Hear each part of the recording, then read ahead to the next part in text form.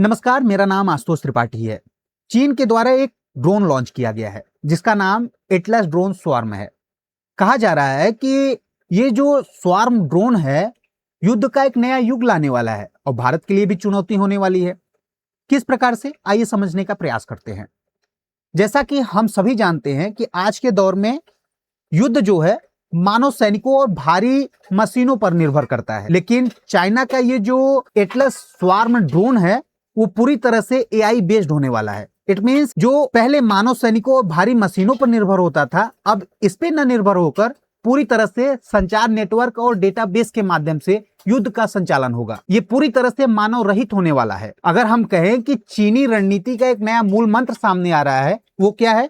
भविष्य के युद्ध सैनिकों की संख्या से नहीं बल्कि एल्गोरिदम के माध्यम से तय किए जाएंगे, तो ये गलत नहीं होगा। हम ये भी कह सकते हैं कि एटलस ड्रोन स्वार्म केवल एक हथियार नहीं, एक पूरा इकोसिस्टम है। इस ड्रोन को China electronics technology group corporation द्वारा विकसित किया गया है।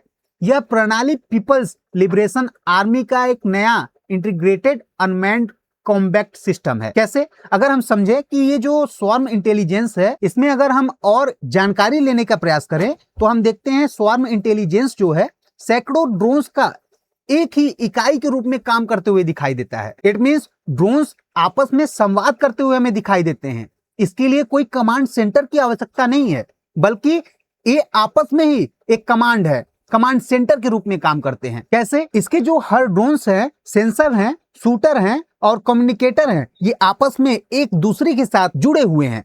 हर 3 सेकेंड में एक ड्रोन लॉन्च करने की क्षमता है इसकी। कुछ ही मिनटों में हमें 100+ ड्रोन्स हवा में दिखाई दे सकते हैं। एटलस प्रणाली 2 मोर्चों पे काम करती है।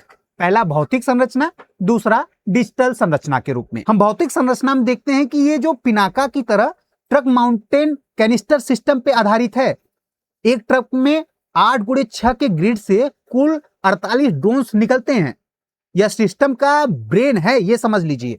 इसमें एआई प्रोसेसर और डेटा फ्यूजन सिस्टम लगे हुए हैं, जिससे केवल एक ऑपरेटर 100 से अधिक ड्रोन्स को एक साथ नियंत्रित कर सकता है। ये जो डिजिटल संरचना है, इसमें हम देखते हैं कि ड्रोन एक दूसरे से सीधे जुड़े होते हैं।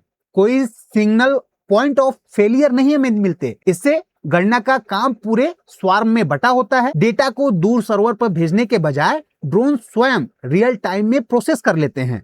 नकली और असली टारगेट के बीच तुरंत पहचान हो जाता है। स्वार्म इंटेलिजेंस प्रकृति से प्रेरित है। कैसे? हम सभी को पता है कि पक्षी जो है वो उड़ते हुए भी दिशा बदलने में सक्षम है, तेजी से वो भी। इसी प्रकार से स्वार्म जो है वो भी अपने ही आप को मिशन के बीच में टारगेट बदलने की क्षमता रखता है। चीन का सबसे बड़ा ब्रेक थ्रू है। कैसे? सेल्फ हीलिंग में स्वार्म माहिर है। सेल्फ हीलिंग का मतलब, अगर कभी दुश्मन के हमले से स्वार्म का एक ड्रोन नष्ट हो जाता है, समझिए ये जो ड्रोन है वो अगर नष्ट हो जा रहा है तो इसमें सेल्फ हीलिंग की सिस्टम ऐसी है कि नष्ट होने के कारण हमलावर की स्थिति और शेष कार्य का डेटा बचे हुए ड्रोन्स में सेकेंड के भीतर ही साझा कर देता है, जिससे ड्रोन्स अपनी भूमिकाएं तुरंत बदलते हैं और बिना मानव हस्तक्षेप के नए सिरे से खुद को व्यवस्थित कर हमला जारी रखते हैं। पारंपरिक ढाल के लिए चुनौती है।